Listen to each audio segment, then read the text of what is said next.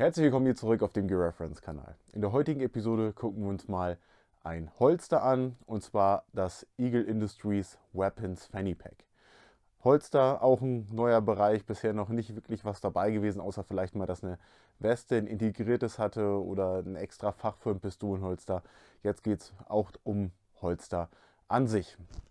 Habe ich nicht sonderlich viel von, aber so ein paar, und hier nochmal eine ganz besondere Nummer, und zwar das Ganze verbaut zum verdeckten Tragen. Wie ist es jetzt gerade aufgekommen, dass ich dieses Video jetzt vorziehe? Und zwar habe ich die Videos gemacht über die Referenzbilder vom KSK in Afghanistan. Und zwar ist dort bei mehreren Kits aufgefallen, dass eben diese Art von Weapon Fanny Packs getragen werden. Heute machen wir so ein kleines Mischding. Und zwar haben sich nämlich, wie so oft, wenn ich irgendwas von Blackhawk oder Eagle erwähne, zwei Hersteller an den Vertrieb gemacht und quasi genau das gleiche Produkt mit ein bisschen Unterschiede im Holster, was hier drin ist, auf den Markt gebracht. Auch hier war Eagle wieder zuerst dran und Blackhawk hat dann mehr oder weniger kopiert. Aber es gibt auch Weapon Fanny Packs heute noch ganz viel zu kaufen. Das Modell von Eagle weiß ich gar nicht mehr, ob es aktuell noch hergestellt wird. Von London Bridge Trading gab es auch mal eins, und es gibt aber auch immer noch genug andere Firmen, die sowas für den Markt zum verdeckten Tragen der Pistole anbieten. Hier nicht so sonderlich gefragt, vielleicht eher noch was für Personenschutz etc. In Amerika nochmal eine andere Sache, wo die Rechtsprechung halt so ist, dass das verdeckte Tragen in einigen Bundesstaaten gestattet ist, in anderen das offene, in anderen gar nicht. Das ist dann so eher deren Business. Ja, wir haben die frühen Jahre im Global War on Terror 2002, 2003, 2004, wo wir sowas sehen. Was ist der Vorteil von so einem Fanny Pack? Gerade in der Wüste, wenn es komplett geschlossen ist, haben wir nochmal mehr Schutz vor den Witterungseinflüssen. Bei gewissen Gelegenheiten kann ich es dann aber auch vorbereiten. Das gucken wir uns nachher im Detail an, wie man das Ganze denn macht, um möglichst schnell die Tasche zu öffnen und an die Pistole ranzukommen. Der militärische Ansatz bei diesen Taschen, auch der ist gegeben. Und zwar gibt es ein paar Bilder von den Navy Seals. Ich habe auch noch ein anderes Bild gefunden, wo denn das Blackhawk-Modell getragen wird, bei einem anderen Soldaten im Irak. Aber eben bei den Navy Seals war wohl das Eagle Industries Modell in Large, die gibt es in 3 verschiedenen Größen, SML, für die Smith & Wesson 686 im Einsatz. Das ist ein Revolver, wird wahrscheinlich kaum einer kennen, dass sowas bei den Navy Seals im Einsatz war, aber war wohl gern genutzt für Anlandungsoperationen etc. Da war dann die Pistole hier drin verstauert, der Revolver. Ist absolut nicht so anfällig wie eine andere, wie zum Beispiel die 226 von Sieg und Sauer gegenüber Salzwasser etc. War deswegen sehr beliebt. Aber das war auch noch in den frühen Jahren so. Revolver haben immer eine gewisse Rolle noch bei den Navy Seals gespielt.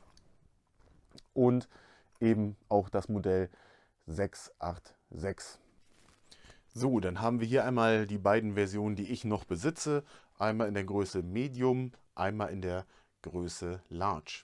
Die Version Medium ist aus dem Jahre 2009 und die Version Large von 1993. Es gibt noch die Größe S, und zwar ist die noch ein bisschen kleiner natürlich, und die Größe S ist gedacht für Pistolen in der Größe von der Walther PPK, der Sieg 230 oder den kleineren Revolvern.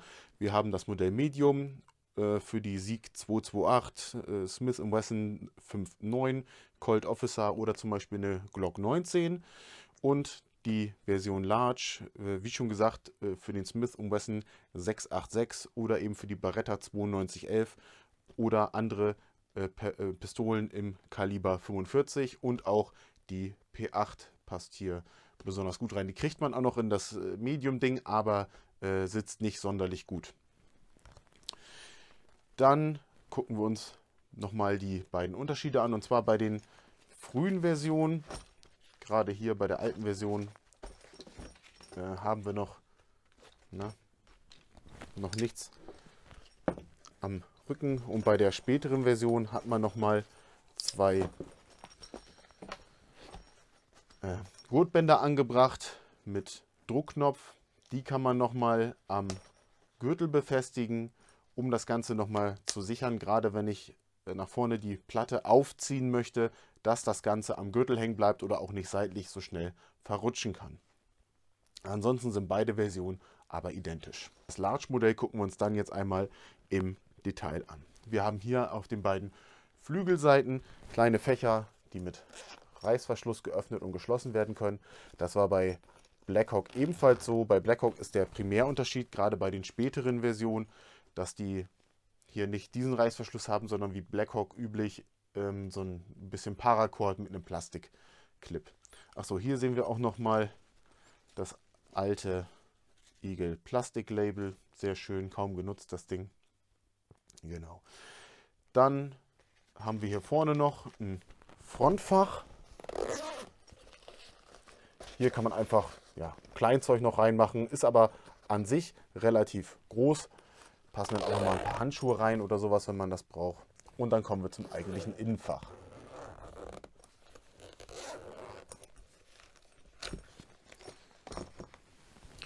Und zwar haben wir hier im Inneren die einzelnen Komponenten. Hier das Holster an sich. Das ist hier nochmal mit einem Gurtband mit Klett gesichert. Denn hier die Daumensicherung, die dann, wenn man von der Seite reingreift, mit dem Daumen geöffnet werden kann, kennt man auch von diesen ganzen alten Nylon-Holstern. Und das Holster an sich. Hier ist das Gegenstück dran und das Ganze kann reingeklettet werden, so wie man es eben gerade benötigt. Es wird immer ein bisschen abhängig von der Form der Pistole. Wenn man denn seinen Platz gefunden hat, kann das Ganze dann hier einfach nochmal festgemacht werden. Auch hier unten kann nochmal die Einstellung vorgenommen werden für dieses Gurtband, damit das Ganze auch ordentlich sitzt. Hier haben wir noch die Patentnummer mit eingenäht und dann haben wir hier vorne die Klappe. Diese beiden Paracord-Bänder sind zum Aufziehen. Zeige ich gleich nochmal, wie das gedacht ist. Wir haben hier eine elastische Halterung für ein Magazin.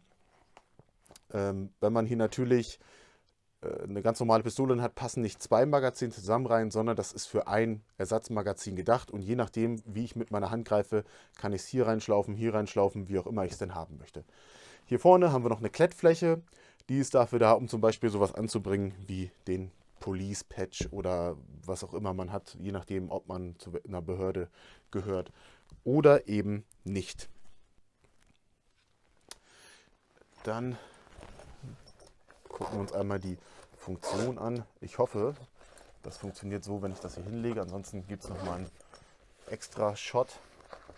Und zwar lässt man dann einfach so ein Band draußen baumeln und wenn das dann am Körper befestigt ist, ziehe ich es einfach nach vorne weg. Und so öffnet sich dann die Tasche und ich kann an das Holster greifen. Dann gucken wir uns einmal die Rückseite an. Wie schon gesagt, hier noch die Größe und hier einfach noch der Waist Strap, der Beckengurt,